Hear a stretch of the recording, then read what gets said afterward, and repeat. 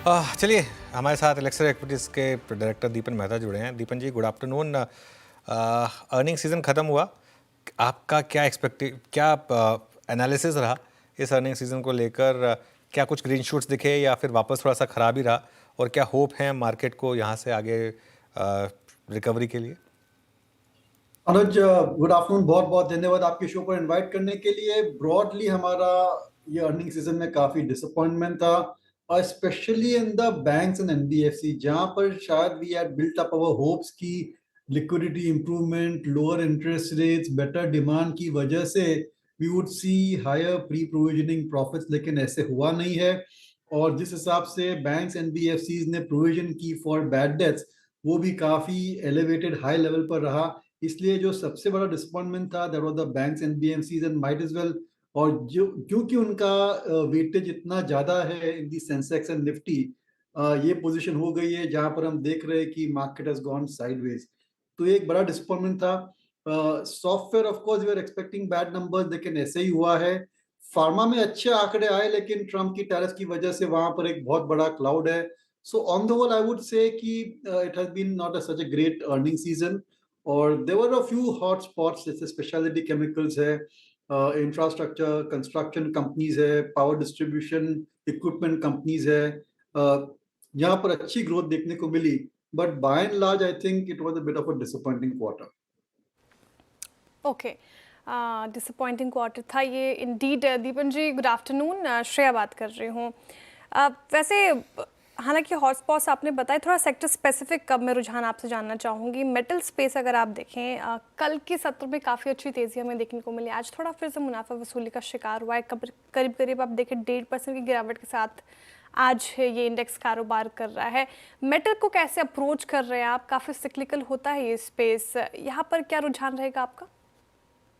देखिए, साइक्लिकलिटी की वजह से ही we avoid metals on the whole. और अगर ट्रम्प की टैरिफ की वजह से we are seeing a broad slow down in the global economy और यूएस इकोनॉमी, और अगर चाइना का डंपिंग फिर से चालू हो जाता है ऑन मेटल्स, रिफाइंड मेटल्स, तो जरूर से आई थिंक प्राइसेस कम हो सकते हैं। इसलिए I think from our point of view it is best to avoid. ऐसा भी नहीं है कि जो लिस्टेड स्टील कंपनीज है, मेटल कंपनीज है, they are trading at rock bottom valuation, ऐसा भी नहीं है।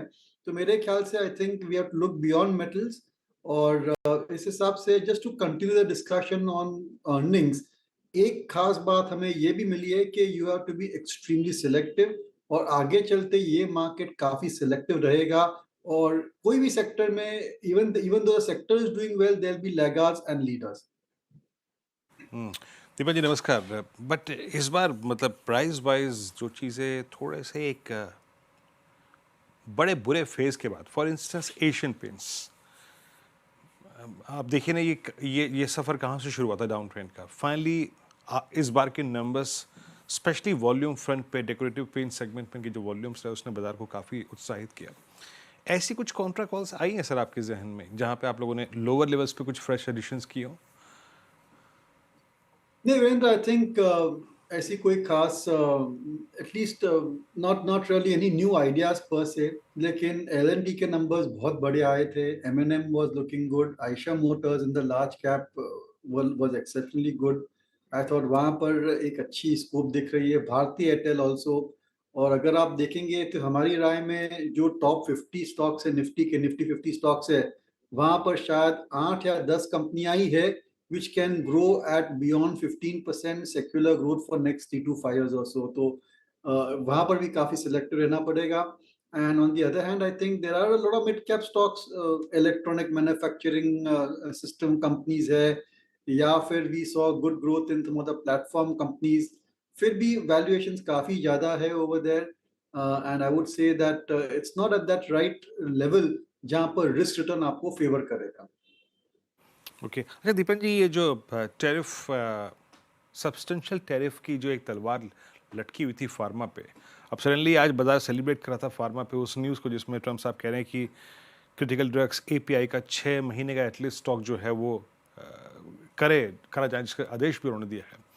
आप फार्मा को कैसे रीड कर रहे हैं इस वक्त? फार्मा में कोई नई अपॉर्चुनिटीज़, कुछ एडिशंस, या फिर इनफैक्ट जहाँ पे एक बास्केट आपकी हेल्थ केयर की, जिसमें हॉस्पिटल्स हैं, अर्निंग्स अच्छी, नंबर्स अच्छे, reaction strong, all time high trajectories, pharma plus health care, आपकी रीडिंग इस पे?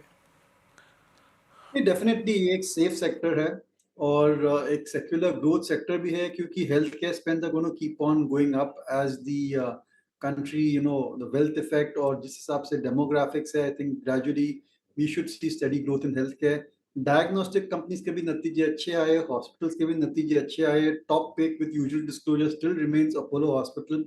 फार्मा की अगर बात करेंगे तो ये जो सीडीएमओ स्पेस है वहां पर हमें फोकस करना चाहिए और अगर आप देखेंगे तो एक ये भी थोड़ा साइक्लिकल बिजनेस है और यहाँ पर भी ऐसा होता है कि 3-4 क्वार्टर खराब आ जाते हैं, फिर बहुत ही बढ़िया क्वार्टर आ जाता है and company goes to the next level. तो ये जो सीडीएमओ स्पेस है वहां पर कुछ इंटरेस्टिंग कंपनीज है जैसे कि वन सॉ से इसके नतीजे बहुत ही बढ़िया आए हैं। मैनेजमेंट की कमेंट्री भी बहुत पॉजिटिव है, रीजनेबल वैल्यूएशन है। दूसरी company which comes to mind is Dishman. Very impressive set of numbers, कई क्वार्टर्स के बाद उन्हें कई सालों के बाद we are seeing a turn around in the company. एक कोहेंस करके भी एक कंपनी है जिसका पहले सुवेन फार्मा था, थोड़े रिजल्ट इतने शायद अच्छे नहीं आए लेकिन प्रोस्पेक्ट्स अच्छे हैं क्योंकि RFQ request for quote या request for new proposals is looking up for the entire sector and Cohance in particular.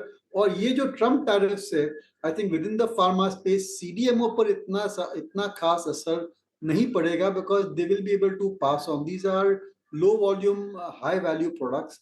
और उसी लाइन में एक और बढ़िया कंपनी थी ब्लू जेट जिसके भी नतीजे बहुत ही बढ़िया आए हैं। तो मेरे ख्याल से अगर आप ये हेल्थ केयर फार्मा में निवेश करना चाहते हैं, there is CDMO, there is hospitals and diagnostics, I think all three are doing pretty well. खाली आपको कोई अच्छी कंपनी ढूंढनी है where valuation are reasonable. Okay, चलिए तो ये समय ब्लू जेट यहाँ पर अच्छे ओपिनियन। पीजी इलेक्ट्रोप्लास्ट इस सीज़न का एक्सीडेंट ऑफ द सीज़न रहा दीपन जी। क्या व्यू रहेगा इस स्टॉक पर आपका? आई एम श्योर आप ट्रैक करते होंगे इसको, ऑलमोस्ट आधा हो गया अपने हाई से। क्या करेंगे यहाँ पर? देखिए, if you are holding the stock तो बेचने का समय तो चला गया, सो यू रिमेन इन्वेस्टेड क्योंकि long term 3, 5, 10 year growth prospects for air conditioning and related businesses is good. और PG Electroplast is focused on air conditioning and air conditioning components. तो लॉन्ग टर्म प्रोस्पेक्ट्स अच्छे हैं, they are near term challenges, near term headwinds है which they will work around. So I think that there is no point selling at these levels, लेकिन खरीदारी के लिए we should genuinely see turn around और improvement in growth rates. और no doubt I think यही होता है अगर कंपनी की वैल्यूएशन बहुत ही ज्यादा है as was the case with PG Electroplast, और अगर कंपनी डिसअपॉइंटमेंट करती है तो डेफिनेटली मार्केट बहुत बुरी तरह से पीटेगा as we have seen in the case of PG Electroplast. और यही एक फियर है Anuj, when we look at investing in stocks, कई बार टेम्प हो जाते हैं कि कंपनी में सभी कुछ है, बढ़िया है, ट्रैक रिकॉर्ड अच्छा है, कॉर्पोरेट गवर्नेंस अच्छी है, it's looking into a huge market. लेकिन अगर आप बहुत ही एक्सपेंसिव वैल्यूएशंस दे देते हैं और कुछ भी खराब आ जाता है वहां पर, देन वो स्टॉक में बहुत ज्यादा गिरावट आ जाती है and that can really have a big dent on the overall portfolio returns. तो ये एक नई चैलेंज हो गई है when it comes to investing. Okay, फिलहाल ये वी ओ पी जी इलेक्ट्रोप्लास्ट पे दीपन जी, विशाल मेगा मार्ट के नंबर्स आए, काफ़ी अच्छे नंबर्स और स्ट्रीट ने रिवॉर्ड भी किया। इसके अलावा हमने एवेन्यू सुपर मार्ट के भी नतीजे देखे, ट्रेंड का भी देखा हमने इस स्पेस पे, क्योंकि आपने कंजम्पशन जिक्र किया था, काफ़ी बड़ा बास्केट है वो, थोड़ा सेग्रीगेट करते हैं। और डिपार्टमेंटल स्टोर्स की बात करें तो ये सारे स्टॉक्स कैसे लग रहे हैं आपको? स्पेशली विशाल मेगा मार्ट कैसा नज़र आता है आपको? तो जैसे मैंने कहा, हर एक सेक्टर में आपको सिलेक्टिव रहना पड़ेगा। विद इन रिटेल विशाल मेगामार्ट और V2 दोनों के नतीजे अच्छे आए हैं और मॉनसून के कारण से डिमांड और भी इम्प्रूव होगी। They are a lot of the stores are in tier 2 tier 3 जहां पर अच्छे मॉनसून, अच्छी रूरल कंजम्पशन की वजह से they can definitely get a slight boost in their demand profile. तो we are very positive on these two companies, usual disclosures of course over there. इसके अलावा आई थिंक ट्रेंड है या फिर एवेन्यू सुपरमार्केट है, they are I think very richly valued. और वहां पर अगर नतीजे अच्छे भी आते हैं, we can not expect the price to move up significantly higher क्योंकि काफी सारा फ्यूचर प्रोस्पेक्ट्स डिस्काउंट हो चुका है। इनफैक्ट कोई नेगेटिव न्यूज फ्लो आ जाता है या एक सॉफ्ट क्वार्टर आ जाता है, तो जैसे हमने पीजी इलेक्ट्रो में देखा, वो सिमिलर सिचुएशन यहाँ पर भी प्ले आउट हो सकता है। तो generally I want to avoid very high P multiple companies. V2 है, विशाल मेगा मार्ट है, इनके वैल्यूएशन अभी भी रीजनेबल है. They are going at about I would say 2 times or so price earnings to growth as compared to some of the other players which are significantly more expensive. अच्छा दीपन जी, एक sector में आपसे बात करूंगा. अब इसलिए नहीं बात कर रहा हूँ कि सावन खत्म हो गया, इसलिए बात कर रहा हूँ क्योंकि अर्निंग्स अच्छी थी. That's liquor space. मेरे ख्याल से तिलक नगर इंडस्ट्रीज आपने मेरे से एक बार बातचीत में इज इन योर होल्डिंग्स ना Tilak Nagar? No, I don't think we are holding any more. I wish we had bought it, but हम जरूर से कंसिडर कर रहे हैं और हाँ. काफी अग्रेसिव मूवमेंट है. देखिए ये एक स्टॉक है ना, थोड़ा high risk high return stock है, क्योंकि ये जो उन्होंने एक्विजिशन की है इंपीरियल ब्लू की, that is coming at very high debt level. लेकिन मैनेजमेंट भी की क्वालिटी ऐसी है कि they can certainly make the brand a success, they can grow the business, they understand the regulatory landscape. तो ऑन पेपर एक बहुत ही बढ़िया एक्विजिशन है, एक अपॉर्चुनिटी है कंपनी के लिए. अगर वो सक्सेसफुली इस ब्रांड को स्केल अप कर सकती है, which they have shown the tendency to do it, they have shown the quality to do it, then ये जो डेट प्रॉब्लम है that will not be very big. और ये जो एक्विजिशन है that may take Tilak Nagar Industries to the next level. So I'm definitely following it. At some point of time in future, we may look at investing in it also as a measure of disclosure. लेकिन आपकी बात सही है, ये जो Alcobev industry है, that definitely is a great industry to be invested in. ये एक नया FMCG है, आप ये सब HUL, Nestle, Godrej, Consumer ये सब भूल जाइए. Of course, they make healthy products and these companies make unhealthy products. लेकिन अगर आपको consumer play करना है, तो this is a very strong sector. और वहां पर भी मैं कहना चाहूंगा कि avoid the MNCs, United Breweries, United Spirits avoid कीजिए. Home grown liquor companies are doing exceptionally well as we have scene.